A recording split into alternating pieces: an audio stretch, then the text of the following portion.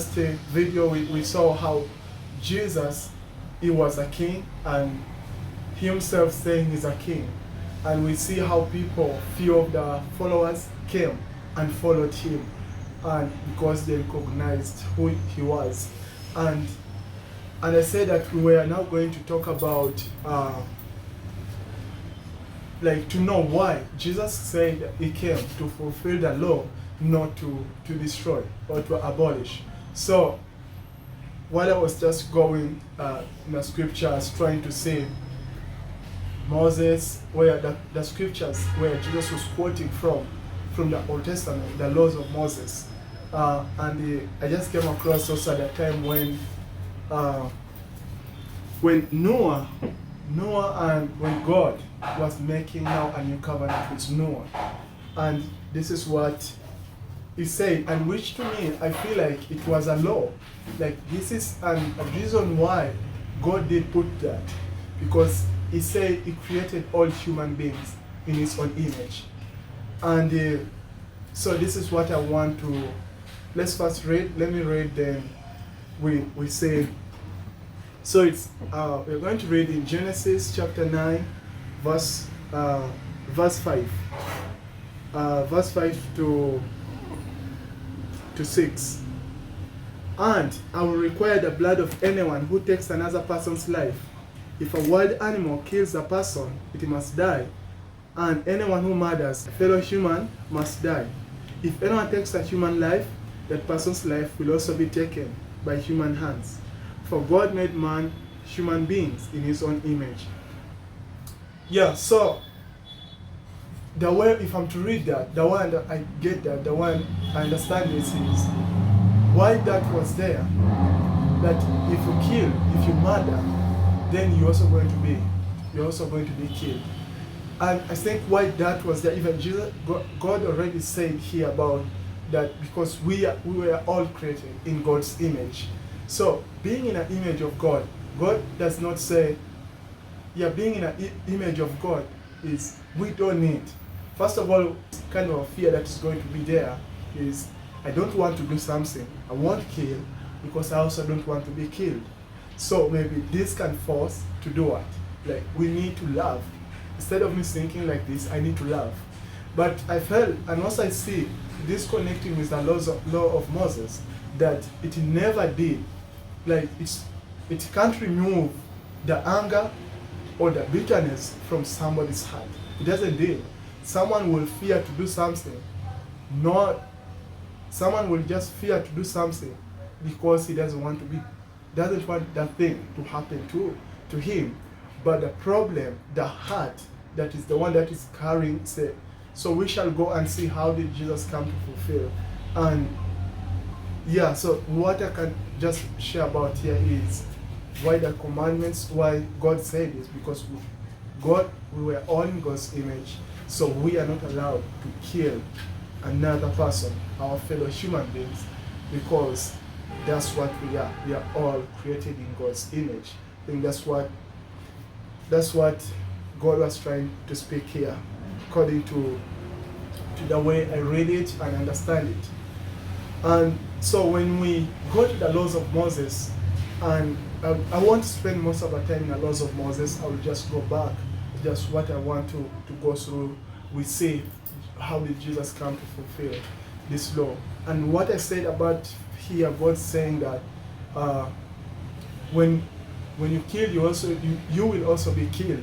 So I see like that is going to be there. Or maybe someone may fear to kill because it just fear, but not because if someone does not kill, he fears to kill because he doesn't want that thing to happen, but it doesn't remove the problem.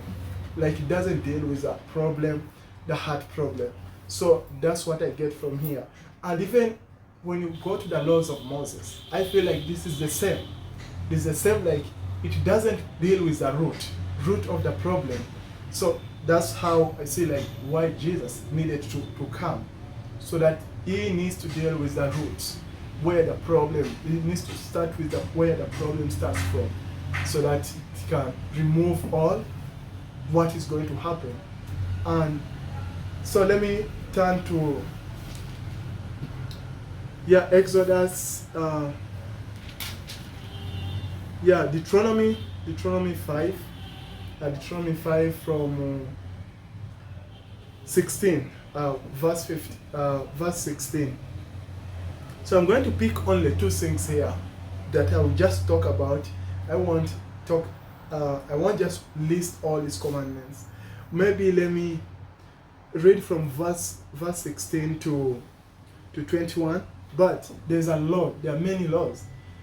So it was 613 laws, but this is the main and which everyone knows, the 10 commandments. So, but I want to read few, and in these two few, I will just, when we go back, we'll say when Jesus came, said He came to fulfill the law, and we want to say, how did He come to fulfill that? Honor your father and mother as the Lord your God commanded you, then you will live long, full life in the land the Lord your God is giving you. You must not murder, you must not commit adultery, you must not steal, you must not testify falsely against your neighbor, you must not covet your neighbor's wife, you must not covet your neighbor's house or land, male or female, servant, ox or donkeys, or anything else that belongs to your neighbor. Yeah, so we see this is the laws. This is not the only laws. I said it's 613 laws that the 613 laws that they have been given to Israel, to follow. But I won't speak all that. So I just want to get just two things from here, and I will be talking about, to compare this, you must not murder and you must not commit adultery. I think I'll first go with these two, so that when we go to the New Testament, we see how at least can bring these two examples there. I think can bring an example, a big picture, how, at least to show how Jesus came to fulfill the law of Moses, or He said the laws and the prophets. So we want to say. So I want to bring this out. Want to show that Jesus is a king. That as a king, He speaks and His words come out with authority. And that's what I would like us to check. So let's turn to the book of Matthew, Matthew chapter 5, verse 17. Do not misunderstand why I have come. I did not come to abolish the law of Moses or the writings of the prophets. No, I came to accomplish their purpose. I tell you the truth, until heaven and earth disappear, not even the smallest detail of God's law will disappear until its purpose is achieved. So if you ignore the least commandment and teach others to do the same, you will be called the least in the kingdom of heaven. But anyone who obeys God's laws and teaches them will be called great in the kingdom of heaven. Let's just stop there. Jesus saying, do not misunderstand why I came. So I see, like, this also, there are many who have misunderstood. They say we are now living, it's just about having faith. Having faith without works. So Jesus says no laws. He destroyed the laws. This is there still, but we see Jesus said, don't misunderstand. We don't need to misunderstand Jesus here. So He said He did not come to destroy, but to fulfill the law. Yeah, the laws of Moses and the prophets and the writings. So I want first to give a picture why Jesus needed to come and why Jesus said He came to fulfill. First, that when we see that when those of Israel received the commandments, still we see like they failed to do what it was supposed to do in their lives. It was supposed to lead them to start loving each other, but it was hard for them to do that. So the laws still here in all governments, they have laws. All countries, they have laws that is governing. In different countries, they know that we don't need to kill, you don't need to murder, you don't need to steal. When someone steals, they get it. When someone murders, he's caught. So even so, that's the law is there that is saying that people don't need to do this. But we still see people doing what? Doing what they're doing. So, and think this is how the law of Moses is also, that it doesn't deal with a problem. It didn't deal with the problem. So the law is there, but the problem is in the heart, because what someone is thinking is what it does. It takes the action to do. So this is the purpose, this is the reason why Jesus needed to come. So we are going to read like 2 or 3 laws that Jesus was quoting from the old. Then he says, but I say, you have heard this, but I say. So it speaks here when we go back and still have that mind of Jesus being a king. So it's easy for us to say, Jesus himself is saying this and this. And I will get the scriptures also say Jesus after, maybe when I'm ending. So we are going to jump in a book of still Matthew 22. Matthew chapter 21, verse 26. You have heard that you have heard that our ancestors were told, you must not murder. If you commit murder, you are subject to judgment. But I say, if you are even angry with someone, you are subject to judgment. If you call someone an idiot, you are in danger of being brought before the court. If you curse someone, you are in danger of fires of hell. So this is the first thing. Jesus here speaks. It may sound like it may sound to many like it doesn't mean what it says, but it means it. And he said, and this is anyone who decides to follow Jesus. He needs to follow him and listen whatever he says and do it.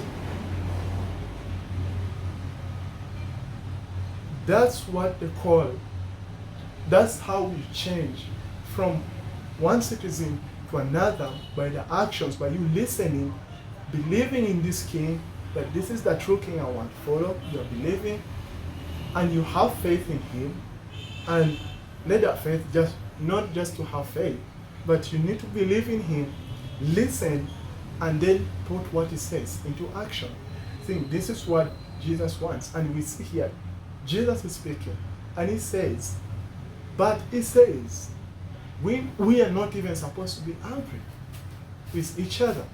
We don't need to be angry with one another. So we see, Jesus is now dealing with a root where the problem starts from. Because from anger leads someone to do what? To murder. So when we look at it in that way, so we can tell that he came. This is how he's fulfilling the law. So if you have, let's use the example of a cup. Yeah, the cup, when you have a cup and the water is half of it, then you come and fill it. So this is how Jesus came to do it. So the law of Moses was not dealing with the problem. People were having anger in them, which even the anger goes beyond, it controls them, and they end up doing what? Killing. And when we see where we first read it, when God said that anyone who kills is also supposed to be killed, because all humans, they are created in God's image. But it didn't solve the problem. So that's why now Jesus comes and deals with the root. Like when we want to pull, when you don't, so let's use the example of a tree. When there's a tree or a big tree, any tree in your compound, and you have no use of that tree, when you cut from the stem, it will grow. So when you want to stop, when you don't want this tree to grow again from the compound, you need to dig down. You uproot it with all its roots. Then the tree won't grow again from there. And this is what Jesus, I see how Jesus is dealing with this problem of the, okay, these laws were there, and even in some places it says that the laws were guiding people until the time of Christ. So we see it's now dealing. Jesus is saying, don't be angry, because if you become angry with someone, when you become angry to someone, then you may take action, another action of killing. So it deals with the problem. So let's also turn to the still 27, verse 27, still Matthew 5:27. You have heard a commandment that says, you must not commit adultery. But I say, anyone who even looks at a woman with lust has already committed adultery with her in his heart. So if your eye even so just let me stop there. So here we see again Jesus saying, you have heard. It was said, don't. We don't need to commit adultery. But even says that we see it's still dealing with the heart problem. It's like what the person takes the action of doing that because it comes from inside. It struggles with that lust inside, then which it leads him to take action of doing that, which it will end to adultery or fornication. So it deals with inside. Like, let's not look at a women with that kind of eye. First, there's a way we can look at the women. Look at them, their sisters. The older women, we see them like our mom, our grandmoms. When we look at it in that way, I've been I've been also a victim. Like how I used to view women. In fact, it was really not a right way. Not seeing them as human beings, not seeing them like people who have feelings. I was just seeing them also in the eyes of just to please myself. Like there are people whom I just go when I want to please myself. But I just thank God that at least He brought me out of that and He set me free, because He helped me to deal with the problem, to uproot that root that was letting me to see my sisters, my moms in that way. So that's how it deals with the problem, and it changes your way how you see it. Yeah, but I think that can be a very good, to me, I see like it's a very good example. There's a lot of things that we can learn from, there's a lot of teachings of Jesus. I just want to encourage anyone who will be coming across this, let's go and read Sermon on the Mountain, which starting from Matthew chapter 5, chapter 6, and chapter 7. Just read with a humble heart and just allow God to speak into your life through the scriptures. When you're reading, allow it to speak in your life. Then I think it will be easy for you to know what Jesus wants and how can we be part of His kingdom, and it's by listening to what He says. And after him giving, like teaching them or giving them the laws or the commandments that He gave when He was on the mountain, I'm just going to read the last part, what He says after saying everything. So I just want to encourage you all that read Matthew chapter 7, chapter 6, and chapter 5. Read them and allow, just be humble when you're going to read it, and just to allow the scriptures to speak in your life. Yeah, so let's first read Matthew 7, 21 to 23. It says it's about true disciples. Who are the true disciples of Jesus? Who are the true students of Jesus? So let me first read here. Not everyone who calls out to me, Lord, Lord, will enter the kingdom of heaven. Only those who actually do the will of my Father in heaven will enter. On judgment day, many will say to me, Lord, Lord, we prophesied in your name, and cast out demons in your name, and performed many miracles in your name.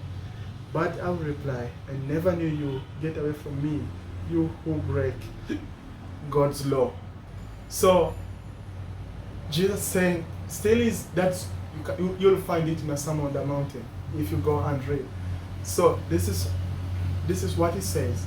So this is how we can be the true disciples of Jesus, the true followers of Jesus, or his students, is by we listening what he says, and we do it, not listening and do it and leaving it aside, but listen and we do it. This will call us to be a true disciples of Jesus. So I want to end up with the word of Jesus, still in Matthew 7, verse 24 to 29. Anyone who listens to my teaching and follows it is wise, like a person who builds a house on a solid rock. Although the rain comes in torrents and the floods, waters raise and the winds beat against that house, it won't collapse because it is built on bedrock. But anyone who hears my teaching and does not obey it is foolish, like a person who builds a house on sand. When the rains, floods come and the winds beat against that house, it will collapse with a mighty crash. When Jesus had finished saying all these things, the crowds were amazed at his teaching, for he taught with real authority, quite unlike their teachers of religious law. So this is the last words that he spoke after him giving all his teaching on that Sermon on the Mountain. And he says, anyone who listens and obey, those are the people who are going to be like the ones. He compares the ones who build their houses on the rock. And the ones who just listen and they don't do are the people who build a house on the sand, that it will fall down. Yeah, so that's what I would like to say once again is we need to build a house on a rock, and that's the word of Christ. We need to build on his word. Let our life be surrounded by his teachings, by his ways. So it won't be easy for the ones who come, who are like wolves, who comes to destroy. At least when they come to destroy, they find you're strong in God's word. And that's how we are going to be true disciples in him, by we obeying what he says. And that's what I have with you all today. I hope that this message can help some people, can help almost everyone. And I would like also, if you have any ideas, anything you want, I won't say that I'm very, very perfect, like someone who knows everything, but if you have anything like you want to add on in these teachings, or should I call it teachings, or this sharing, you can give a comment and we see how I can also continue. I'm not perfect, but I want we're learning together with all of you, so I would like also to listen what you all say. Yeah, so we can continue to learning together. So this was kind of a series, I don't know. But in the now last part, I just want to talk about the two kingdoms, kingdom of God and the kingdom of this world, and to give the separation that where are we standing. And we know what shows that we belong to this kingdom or the other kingdom, though we claim, but it's the only how we live our lives, daily lives, our actions. It will just tell where we are. So next time, that's what I'm thinking of sharing with you all. Please always have comments down, that it will help me to know where I'm standing, and also if anything I need to work on or to change, to add on in the small knowledge I have with you. Thank you so much.